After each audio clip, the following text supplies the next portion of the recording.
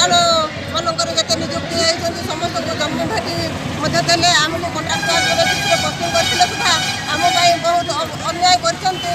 ଆମେ ଯେହେତୁ 100 ପିଲାଙ୍କର ମାଆ ହେଇ ହଷ୍ଟେଲ ମାନଙ୍କରେ ସମସ୍ତ ପିଲାମାନଙ୍କର ସେବା ଯତ୍ନ କରି ତାଙ୍କର ଭଲ ମନ୍ଦ ସବୁ ମାନେ ଆମେ ବୁଝୁଛୁ, କିନ୍ତୁ ଆମକୁ ଏତେ ଅବହେଳା କରୁଛନ୍ତି ସରକାର। ଆମେ ବହୁତ ଦୁଃଖିତ, ଆମେ ଅଧୈର୍ଯ୍ୟ ହୋଇପଡ଼ୁଛୁ ଯେହେତୁ ଆମେ ଆଜି ରାଜରାସ୍ତାରେ ଓହ୍ଲାଇଛୁ। ଆପଣଙ୍କର ମୁଖ୍ୟ ଦାବି କ'ଣ ଅଛି? ଆମର ମୁଖ୍ୟ ଦାବି ହେଲା ଆମକୁ ରେଗୁଲାର କରାଯାଉ। ରେଗୁଲାର ମାନେ କେତେ ଦରମା ପାଉଛନ୍ତି, କେତେ ପାଇବ? ଆମେ ବହୁତ କମ୍ ଦରମା ପାଉଛୁ, ମାତ୍ର 10,000 ଟଙ୍କାରେ ଆମେ ନିଯୁକ୍ତି ଅଛୁ। 24 ଘଣ୍ଟା ଆମର କାର୍ଯ୍ୟ, ଆମକୁ 24 ଘଣ୍ଟା ବଦଳରେ 8 ଘଣ୍ଟା ଦିଆଯାଉ ଆଉ ଆମକୁ କରାଯାଉ।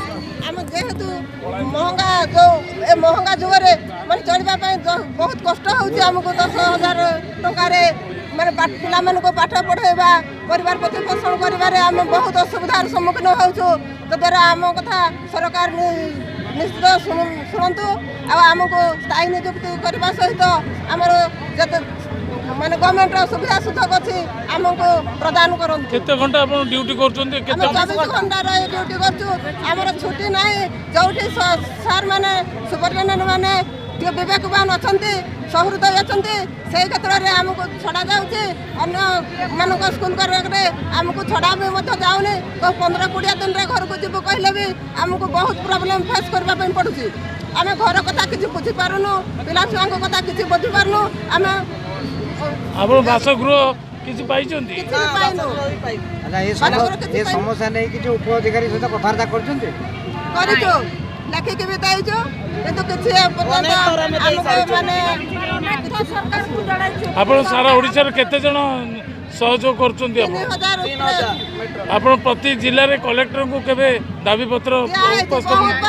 16 ମସିହାରୁ ଦେଇ ଆସିଛୁ, ଆମେ 14 ମସିହାରୁ ରହିଛୁ। 16 ମସିହାରୁ ଆମର ସୁବିଧା ପାଇଁ ବାରମ୍ବାର ଅଭିଯୋଗ ଦେଇଛୁ ମାନେ ଆମର ଅସୁବିଧା ଉପସ୍ଥାପନ କରିଛୁ। କଲେକ୍ଟର ମାନଙ୍କୁ ମଧ୍ୟ DW ମାନଙ୍କୁ ମଧ୍ୟ ମୁଖ୍ୟମନ୍ତ୍ରୀ, ମୁଖ୍ୟ ସଚିବ ମାନେ ସମସ୍ତଙ୍କୁ, ଆମ SSD ଡିପାର୍ଟମେଣ୍ଟ କମିଶନର ସମସ୍ତଙ୍କୁ ଦେଇଛୁ, କିନ୍ତୁ ଆମ କଥା କେବେ ବି ଶୁଣୁନାହାନ୍ତି ସରକାର। ଆଚ୍ଛା, କ'ଣ ଆଗକୁ ପଦକ୍ଷେପ ରହିବ ଆପଣମାନଙ୍କର ଯଦି ସରକାର କିଛି କହୁନାହାନ୍ତି, କିଛି କରୁନାହାନ୍ତି ବୋଲି?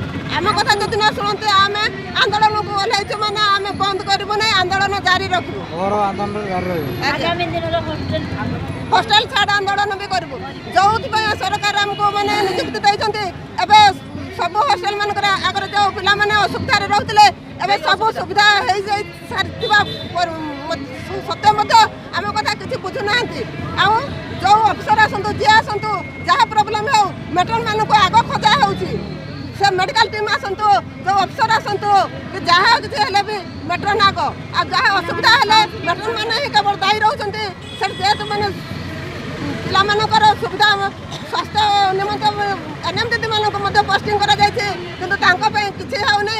ସୁପରିଟେଣ୍ଡେଣ୍ଟ ମାନଙ୍କ ପାଇଁ କିଛି ହେଉନି। ଯେତେ କର୍ମଚାରୀ ଅଛନ୍ତି ସ୍କୁଲ ଅନୁଷ୍ଠାନ ମାନଙ୍କର କିଛି ହେଉନି। ମେଟ୍ରୋନ ମାନେ କେବଳ ବଳି ପଡ଼ୁଛନ୍ତି ସବୁ କ୍ଷେତ୍ରରେ।